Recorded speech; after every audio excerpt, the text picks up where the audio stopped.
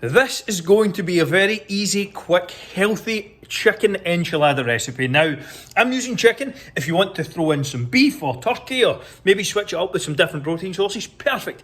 The framework of the meal will remain the same. But I'm going to take you to the kitchen and show you some ingredients. We're on holiday in Florida right now. But, of course, we're getting some recipes done. So I'm going to walk you through my ingredients right now. This is everything I need. So I've got some whole wheat wraps here. I have some chicken breast. I've got some salt, pepper, garlic, and some taco seasoning. That's my seasonings. I have some fajita mix, so just chopped peppers and onions. You can chop these from scratch if you prefer. I have some tomato paste, and I have some fat-free cheese, and then the chicken breast, of course, as well. That's everything I need. First things first, the oven is on to preheat. So that is, let me just check that was starting to heat up. You want to get that preheating. I'm going to cut up some chicken, put it in a pan and get things going. So I have chopped up my chicken breast, so I'm just going to cut it into chunks. I sprayed my pan with some non-stick spray, and I've got it up at a decent heat. The meat is going to go in to cook first. So I've got my meat here, and I've got some pink Himalayan sea salt. You could go through some tactics here to get this over. So I'm going to be putting a decent amount in. There we go. Don't be scared to put some salt in your food. Just as a quick note. It wouldn't kill you as long as you hydrate. Well, and enough of anything will kill you, so just be careful. I've got some taco seasoning here. I'm just going to put around probably 3/4 of this into this just now, and then the rest I'll put with the veg. And then I'm just going to give it a good stir through. Make sure the chicken's well coated.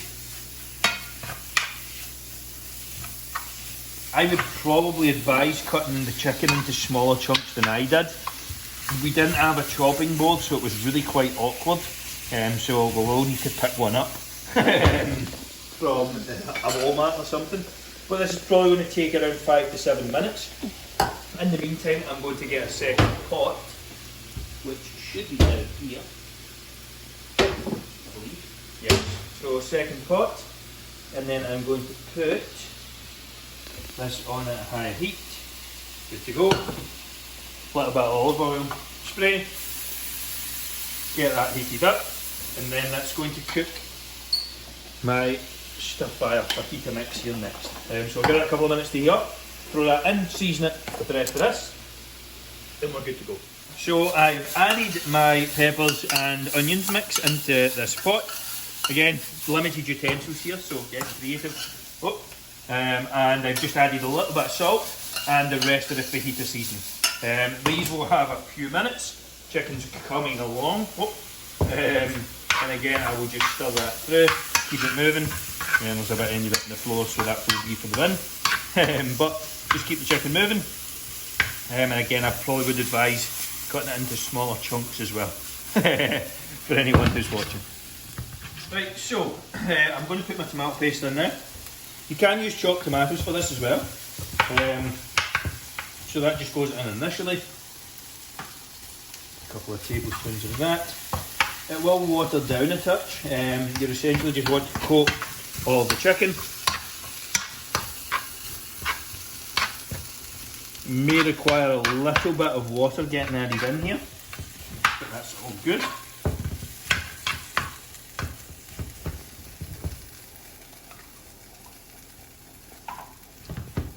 And I'm just going to stir this through and allow it to simmer for a minute or two. Having looked at this, I would probably recommend chopped tomatoes, but it will give the same effect. So I will change that at the start of the recipe. But I'm going to allow this to cook for a few minutes. I'm now going to stir my veg through as well. So I'm going to just stir this through. And allow it all to cook up for a few minutes. So I've found a chopping board, which is a good start, but I do not have a baking dish. I should probably have checked all this before we started the recipe, but I'm going to get resourceful. So what I'm going to do, I've got my wrap here, and I've got some chicken in my mix here. And I'm going to just fill it up.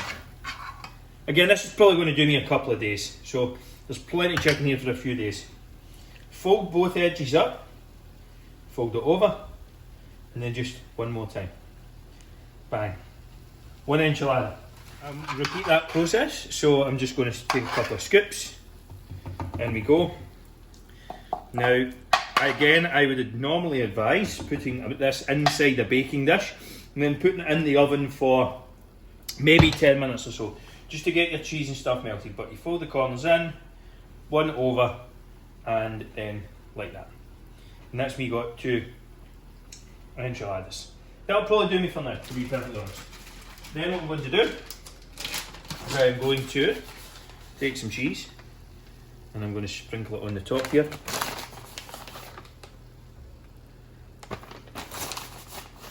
I don't know what Amy's doing, she's signalling with her hand for me to do something.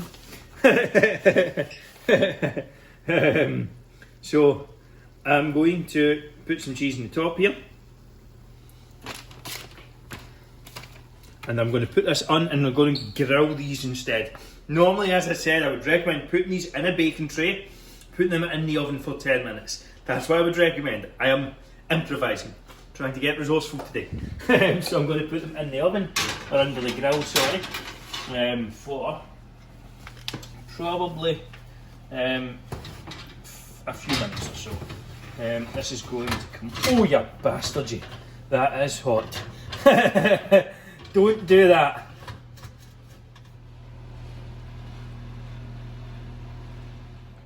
Here is my finished article. So, I left them in the grill a wee bit too long, as you can see. But as I said, I would typically recommend that you put these in the oven and not the grill.